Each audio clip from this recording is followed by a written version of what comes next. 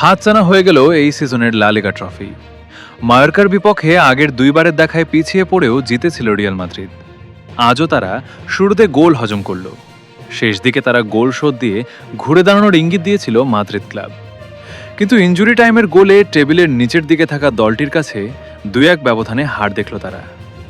লা লিগার শিরোপার লড়াইয়ে বার্সেলোনার সঙ্গে গায়ে গা ঘেঁষে চলতে থাকা রিয়াল বড় ধাক্কা খেল এই পরাজয়ে। রাতে অ্যাটলেটিকো মাদ্রিদের বিপক্ষে জিতলে তাদেরকে 7 পয়েন্ট পেছনে ফেলবে বার্সেলোনা।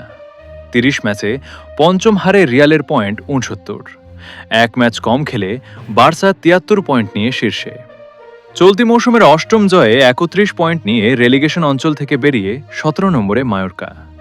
ম্যাচে শুধু গোল করা বাদে সবকিছুতেই একচ্ছত্র আধিপত্য ছিল রিয়ালের।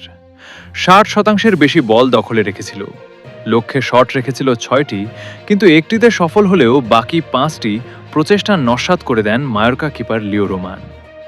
অন্যদিকে লক্ষ্যে 2টি শট রেখে 2টিতেই সফল মায়োর্কা। বিরতিতে যাওয়ার 4 মিনিট আগে মানো মোরলানেস গোলমুখ খোলেন। পাবলো মাফেওর ক্রসে বল পায়ে নেওয়ার পর নিয়ন্ত্রণ হারাতে বসেছিলেন তিনি। ঠিক সামলে নিয়ে ডান পায়ের শটে আন্দ্রে লুনিনকে পরাস্ত করেন মানু। তার আগে কিলিয়ান এমবাপে ও আর্দা গুলার 2টি করে সুযোগ পেলেও রোমান রুখে দেন। রিয়ালের প্রথম সুযোগ তৈরি করেছিলেন ম্যানুয়েল অ্যাঞ্জেল। মায়োর্কা কিপার তার সামনে বাধা হয়ে দাঁড়ান।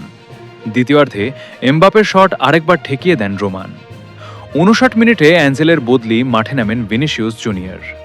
3 মিনিট পর তার দুরূহ কোণ থেকে নেওয়া শট লক্ষ্যভ্রষ্ট হয়। কিছুক্ষণ পর এমবাপের আরেকটি শট গোলবারের উপর দিয়ে গিয়ে হতাশ করে। ভিনিসিয়াসের সঙ্গেই বেঞ্চ থেকে মাঠে নামা এদার মিলিতাও 80 মিনিটে একটি হেড করেছিলেন, তা লক্ষ্যে রাখতে পারেননি। এই ব্রাজিলিয়ান ডিফেন্ডার রিয়ালকে সমতায় ফেরান 8 মিনিট পর। নির্ধারিত সময় শেষ হওয়ার 2 মিনিট আগে কর্নার থেকে ট্রেন্ট আলেকজান্ডার আর্নল্ডের ক্রসে মিলিতাও রিয়ালকে সমতায় ফেরান। কিন্তু ইনজুরি টাইমের প্রথম মিনিটে ভেদাত মুরিকির গোলে রিয়ালের কপাল পড়ে। মাতেও জোসেফের বাড়ানো বল বক্সের সেন্টার থেকে জালে জড়ান কসোভার ফরওয়ার্ড।